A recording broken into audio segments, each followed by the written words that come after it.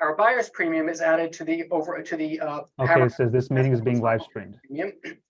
And sales tax will be due on the aggregate of the three figures. I had a pop-up that said this meeting is being live streamed. Please note that the warrant carries a guarantee and an irrevocable bid. Accordingly, the auctioneer may bid up to the amount of the irrevocable bid by placing successive or consecutive bids on the lot or by placing bids in response to other bidders. All right, this is exciting. Without further ado. Oh, we were so worried. We were freaking out because we thought we were not going to be able to see this live. Yeah, the estimate we figured it out. $30 to $50 million. 350,000. Well, it could be 30,000. It would just take a very long time to get there. I'll start the bidding here at $26 million. Bidding at $26 million. At $26 million, I want to see $7 million. $28 million is bid now at $28 million. At $28 million, $29 million. $30 million is now bid at 30. $31 million. $32 million is now bid here with me at $32 million. This has to be the most important Hebrew Bible manuscript ever sold at auction. Bid at $32 million. That's my selling bid at $32 million. Not sure what that means. Who'd like to say 33 now at 32?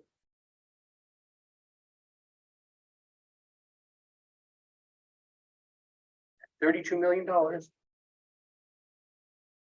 million for the Codex. 32 million. Wonder who has it. At $32 million. 33. $32 million. Bastion.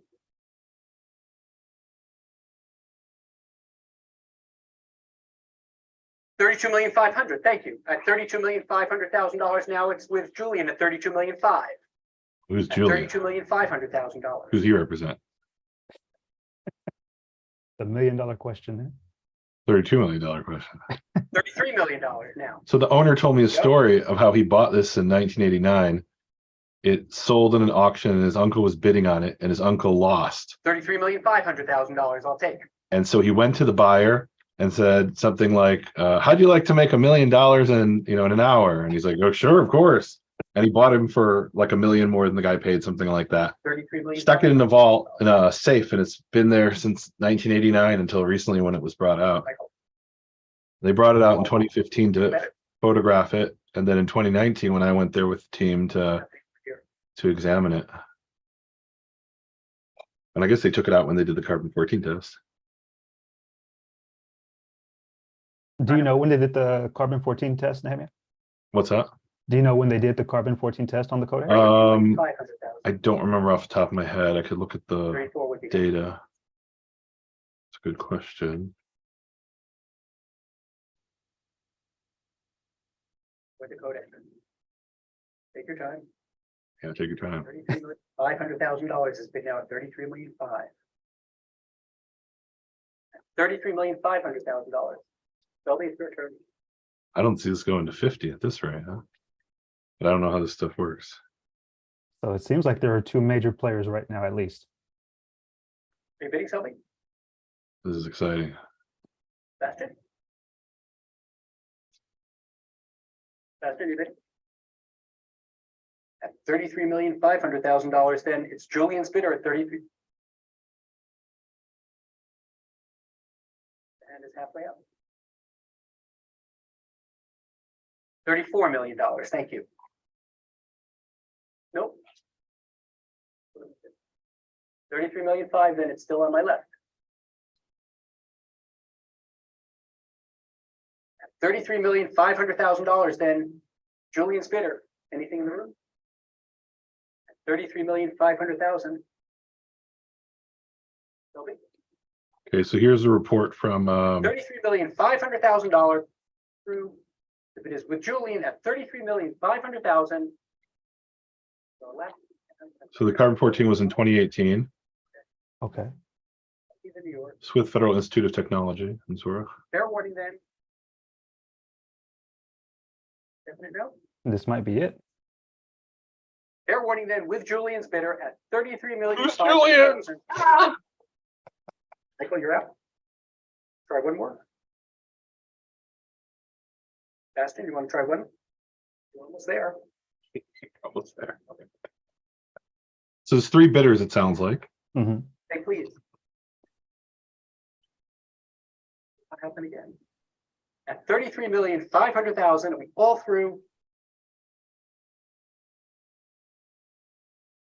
Fair warning then. I think it's still a 33 million. The hammer is up at 33,500,000. Last chance then at 33,500,000. Fair warning. Sold $33,500,000. Thank you very much indeed. wow. It is sold. That's to LO401. And ladies and gentlemen, my colleague, thank you very much. And my colleague Simon Cho will take over for the modern day sale. So who has it? We don't know who has it. That's Wow. incredible. Okay. Wow. LO401 bought it, whoever that is. Okay. But we don't know who that is. LO401. So now we can start to speculate. Are you sharing your screen or am I? I was. Oh, well, I was let's recording the stop video. We were, but Right, we right. heard your sound. Okay, let's stop. Did we hear his sound? Yes, we heard Okay. his sound from you. Oh, Yes. beautiful. All right, let's stop the recording. So I'm going to speculate now, and this is wild guessing with no inside knowledge whatsoever. I don't know who bought it. Some guy named Julian, it sounds like, right? I think he was the one who won, but he's a representative of somebody. So it could be Oxford University's Bodleian Library, could be Museum of the Bible, could be the National Library of Israel or Israel Museum. Those are the four that I would guess are bidding for it, but it sounds like only three of them were, whoever that was.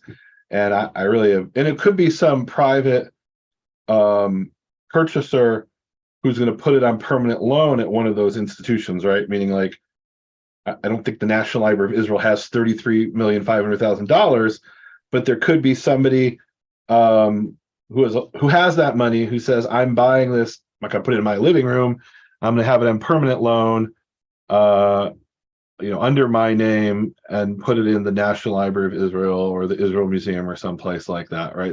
That's probably, like, in other words, it's probably not directly one of these institutions, but it's probably somebody who's going to put it into one of these institutions.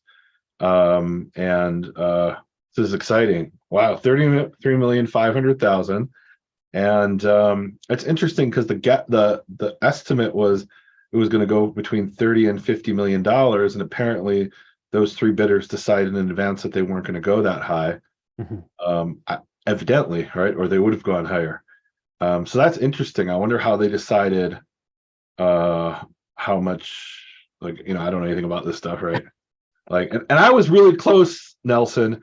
I was only 33,499,000 off the mark, and it could have been mine. You were closer than me. I'll give you that. You were closer. Fair enough, right? Wow, this is exciting. Hopefully, we'll be able to examine this manuscript soon and determine some details in it that we didn't have the opportunity to do in 2019. Now we've got some techniques that at least weren't available to me where we could do some really interesting tests. Like there was one place in the tests that were done by the Swiss, was it the Swiss Federal Institute? Swiss Federal Institute of Technology in Zurich, where they found that there were some corrections or re-inking that were done in Prussian blue. Well, Prussian blue is a modern ink, is a modern dye. So that couldn't have been done in the Middle Ages. So was someone, fixing up something in Prussian blue, or is it a mistake and it's not Prussian blue? That's the other option. One expert I consulted said, I don't believe this is Prussian blue. If you saw it, you would look at it and it would look really blue, like my shirt or something, right? I'm not an expert on that kind of thing, but we should be able to run the test again and determine whether it's Prussian blue. If it is, that's a problem, because it means, we're relying on this manuscript to fill in the blanks of the missing portions of the Aleppo Codex. And if it's something that was added by an owner in the 17th century or the 18th century, Well, that's not as important as if it's something that was written by the original scribe in the 10th century or possibly even the late 9th century. So we want to find that out. So if there is Prussian blue in there, we want to know it. I'm a bit skeptical about the Prussian blue, but we'll see. Hopefully we can do some tests and find out. And this is cool. Very cool. Now, Nehemia, if you get to see it again, you would be able to re-examine it because you've seen it before. So you've learned a lot more since you first examined it. So is there anything that you would like to see that you didn't before, or even something that you would like to see now that you had no idea about a few years ago? Well, so when I examined it, I used the Dynolight, which is a 50x USB microscope that uses visible, ultraviolet, and infrared. I would definitely look at some more spots with the Dynolight now that I know it. So for example, the Prussian blue, I didn't know about that when I went there. I wasn't shown those results until afterwards. If I had known about those results, I would have imaged that specific spot. There was some other tests that were done by the Swiss Federal Institute of Technology. I believe it was them. I could be wrong, but if I recall correctly, they did some other tests where they imaged it using infrared. They used infrared imaging at, I want to say it was 850 nanometers, and they really should have been imaging it at 940 nanometers. Their results, they interpreted to mean that there was carbon-based ink. I would want to go back and at least image it at 1050 nanometers.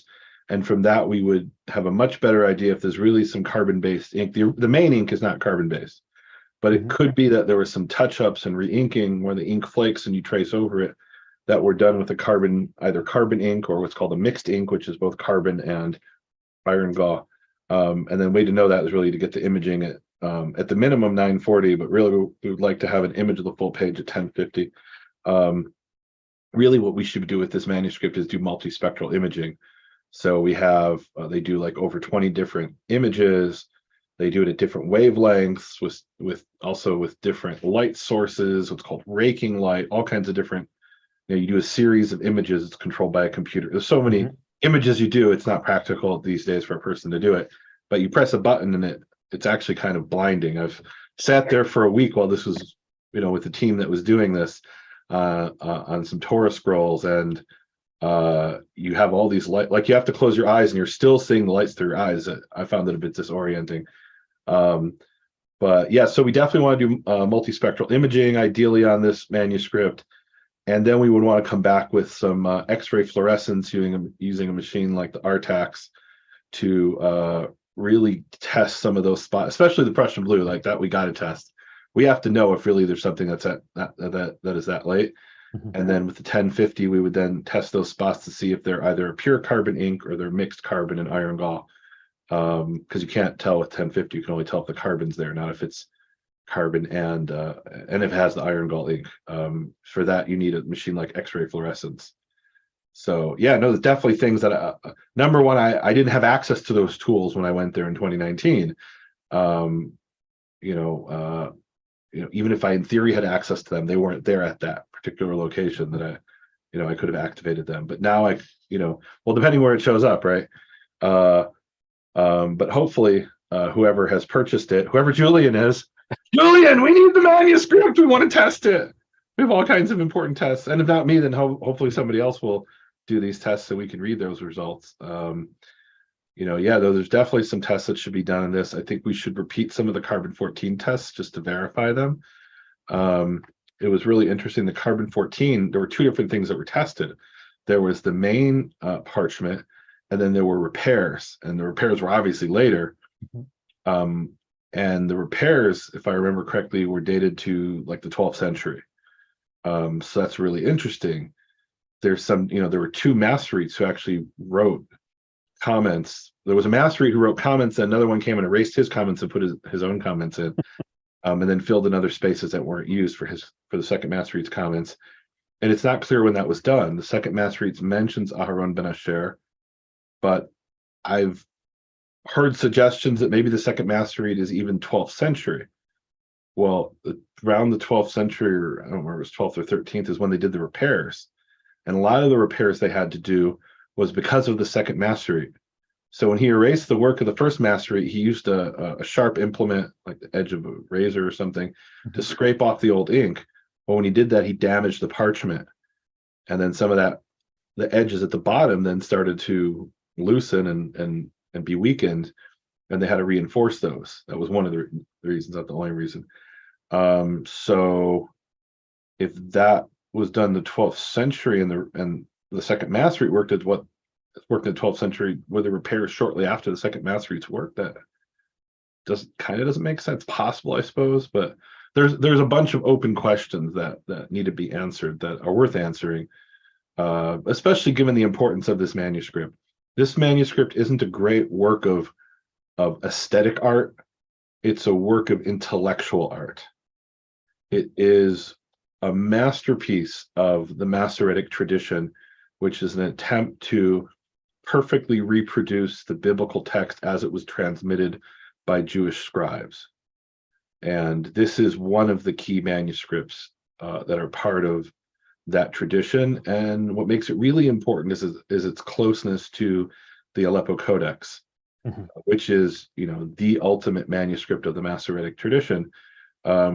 Sassoon 1053, as scholars refer to it, right? Sassoon Codex is what Sotheby's, I guess, dubbed it, or that they promoted. It's known to scholars as it's called S1, which is Sassoon 1 as opposed to just regular S, which is Sassoon 507. So S1 is also in Sassoon's library. He had over 1,000 manuscripts apparently, and this was number 1053.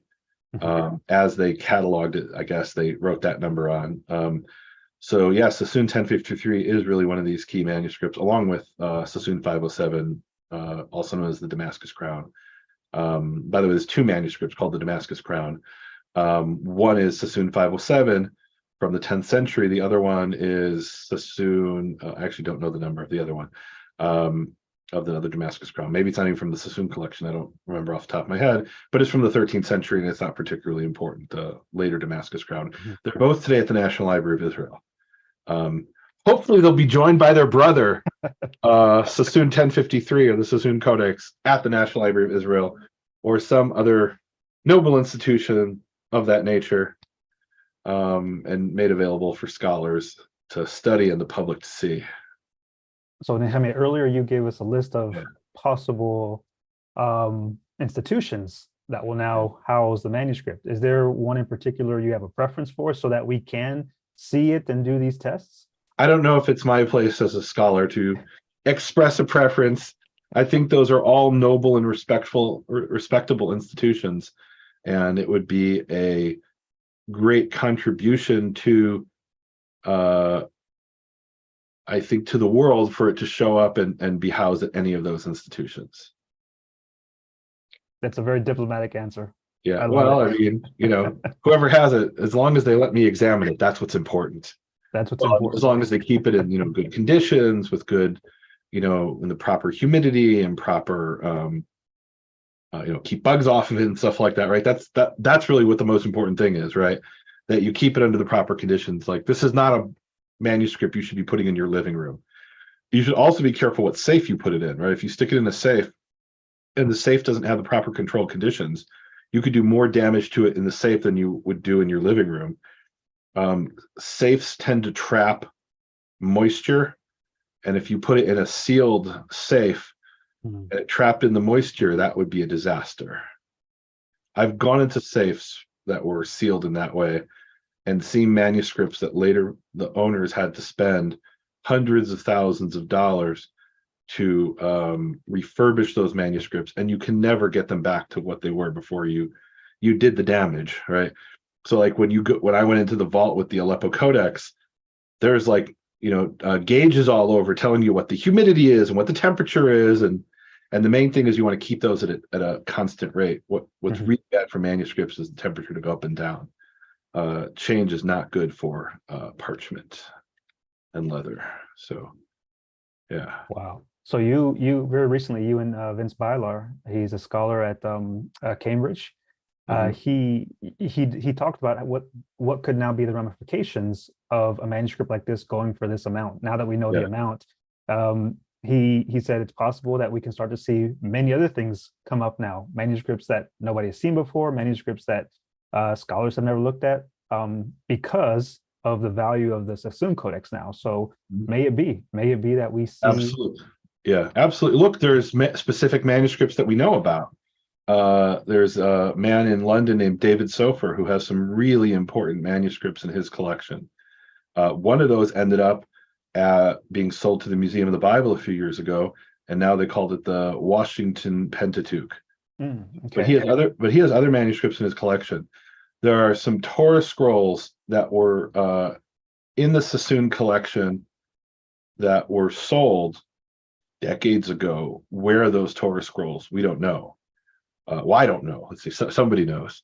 But the people I would ask and have asked don't know where those scrolls are. Like, for example, there's one that came from Jobar in Syria, which is near Damascus and had a very important Jewish community. Where's that Torah scroll? I don't know.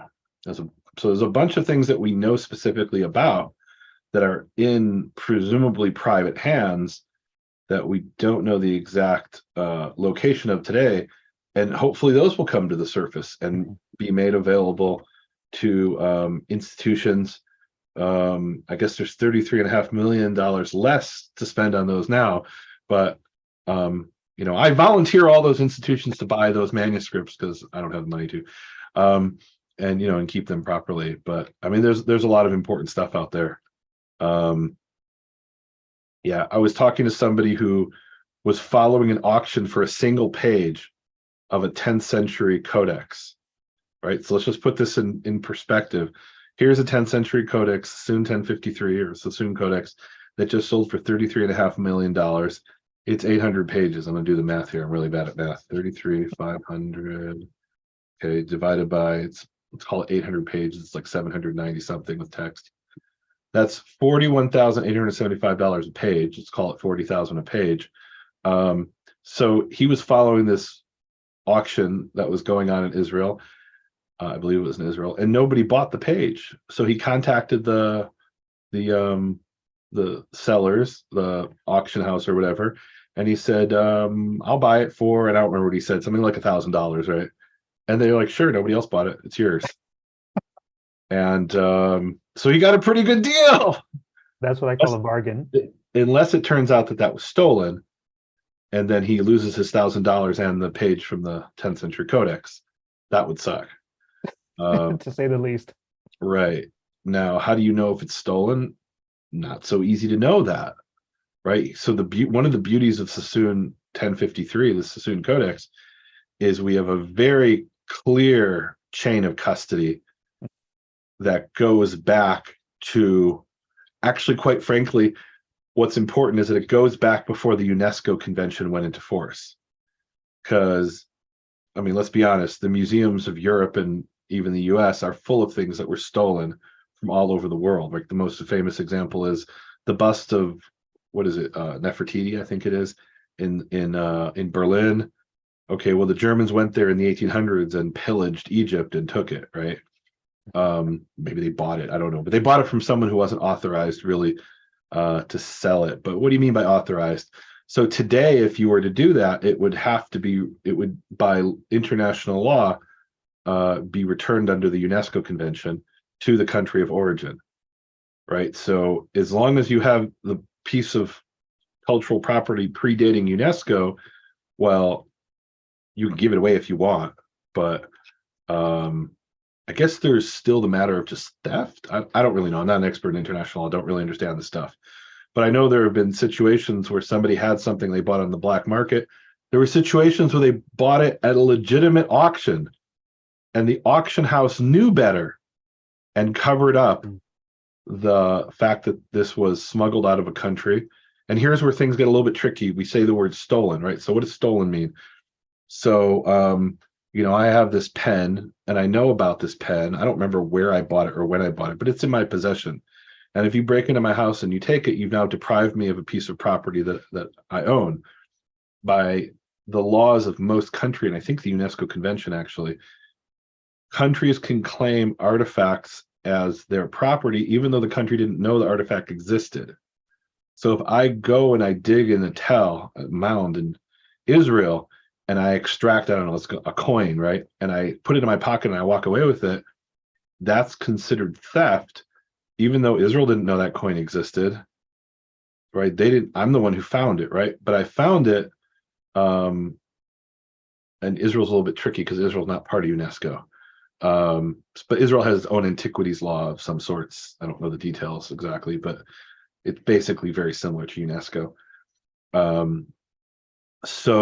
Or let's take, for example, well, I don't want to give a specific example, but there's plenty of examples where, you know, somebody finds like, you know, an Inca skull or something covered in gold or whatever it is. And the country where it came from didn't know it existed. Now, where it's difficult to enforce is if you say, well, I don't know which, you know, maybe it came from 2 or 3 different countries. Let's say you find a Roman statue, right? Well, where'd that come from? Maybe it came from Italy, maybe it came from Tunisia, maybe it came from Greece. So now there's nobody to claim ownership under UNESCO. Whereas if you find a mummy, well, we all know the mummy, meaning an Egyptian mummy, there's only one country that could have come from, which is Egypt, right? Dead Sea Scrolls are tricky. So there were some Dead Sea Scrolls that showed up in private hands years ago. And they said, well, maybe they came from the Kingdom of Jordan. Maybe they didn't come from, we know they came from the Dead Sea area. Maybe they came from across the border. So now who's going to claim ownership, Israel or Jordan? And essentially that immobilizes the courts, because what are they going to say? We actually don't know where it came from, right? Maybe it did come from Jordan. Maybe it came from Israel, right? So if you don't know which country can demand ownership, which is different from, let's say, in Iraq, they have all these clay tablets. Well, those more than likely, not 100%, because there are clay tablets they found in other countries with cuneiform writing. But usually those came from Iraq. And in the case of mummies can be tricky too, right? Well, not mummies necessarily, but let's say those obelisks that they have all over Rome. Okay, those were brought there by the ancient Romans. So if I have an obelisk, yeah, it came from Egypt. Obviously, there's hieroglyphics on it. But maybe it came from Egypt 2,000 years ago, and therefore it predates UNESCO. Right, so it gets a bit tricky, and I'm not an expert in international law, but hopefully things will show up, things that we know about, and maybe even more importantly, things we don't know about will show up now that the people who are holding on to them realize what they're worth.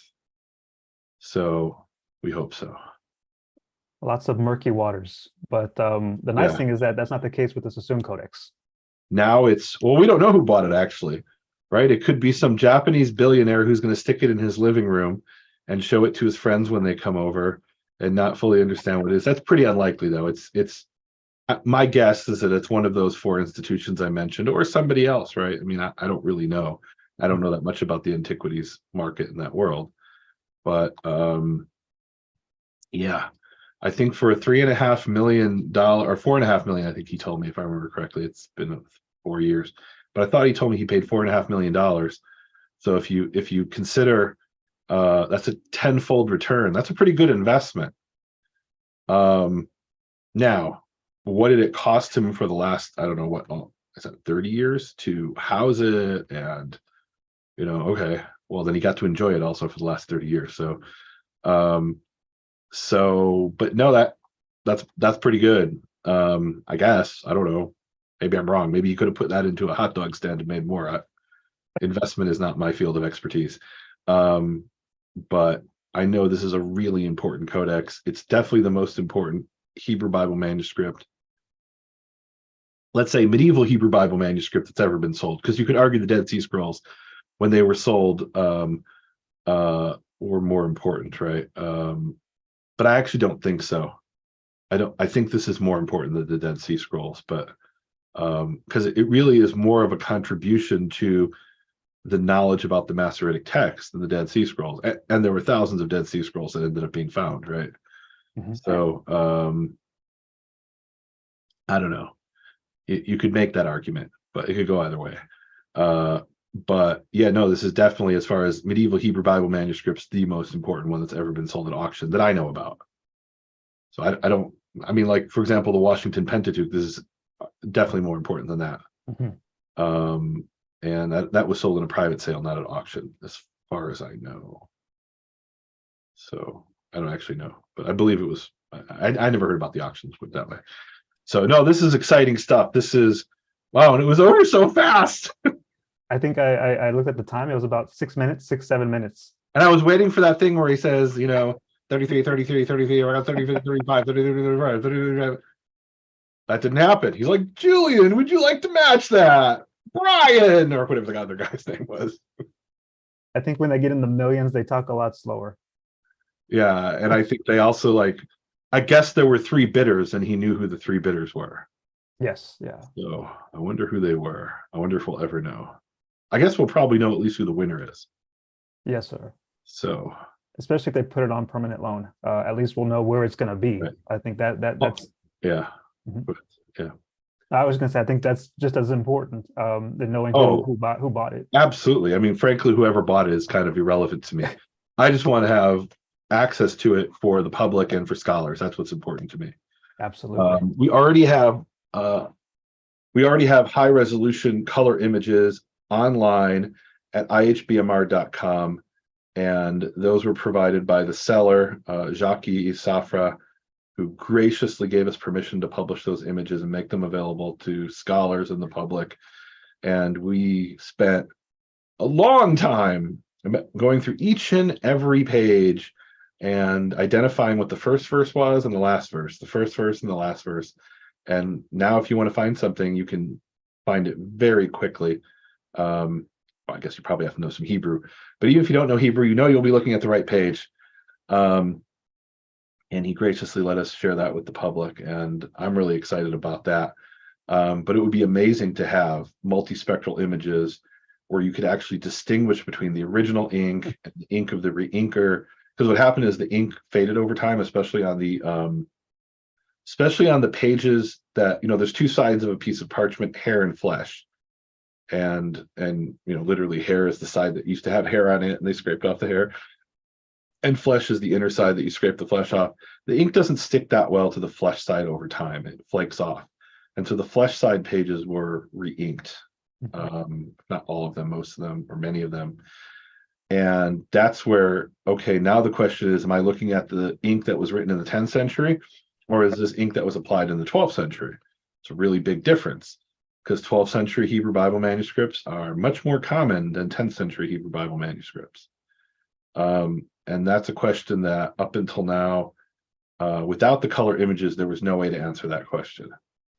So this could change the calculus on some of the primary works that were done on the Masoretic text were based on black and white images and not based on color images. And even with the color images, it may be sometimes hard to tell. Is this the original ink or is this the ink of the re-inker? With multispectral imaging, it should be a no-brainer, hopefully, depending on what the elemental composition of the ink was.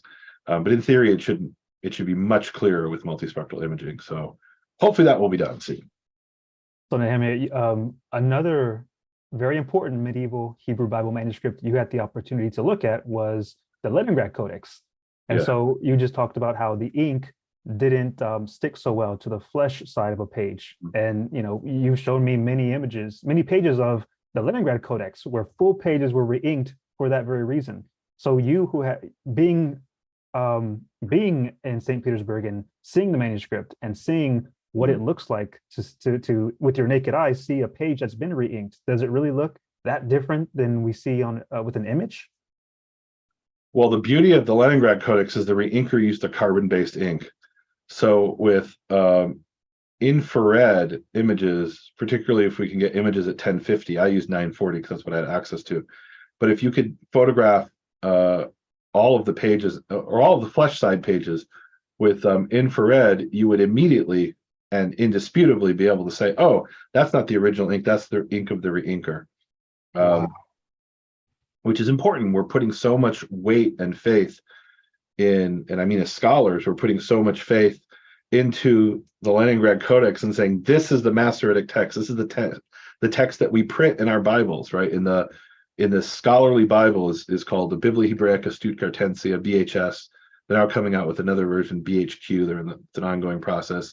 It's based on the Leningrad. It's supposed to be a reproduction of the Leningrad Codex, essentially, dot for dot, dash for dash. But some of those dots and dashes weren't written by the original scribe. They were written 200 or 300 years later. Well, that's not all that important. The ones that were written 200 or 300 years later, like I said, those are pretty common. The weight that we're putting in the Leningrad Codex is really based on what the original scribe, Samuel ben Jacob, wrote. And to be able to distinguish that with the infrared images is, I think, extremely important. There, we don't even need multispectral imaging. Infrared will do just fine. Be nice to have multispectral for that as well. But infrared should do just fine, just to determine what is the original ink and what is ink that was added a couple centuries later. So that is incredible. Nelson, it's been great talking to you. Thanks for joining me. Thank you for having me, Nehemia. Thank you for hosting us, and thank you to Sotheby's Auction House for live streaming the auction of the Sassoon Codex, also known as Sassoon 1053, which now is in the hands of an unknown buyer, and hopefully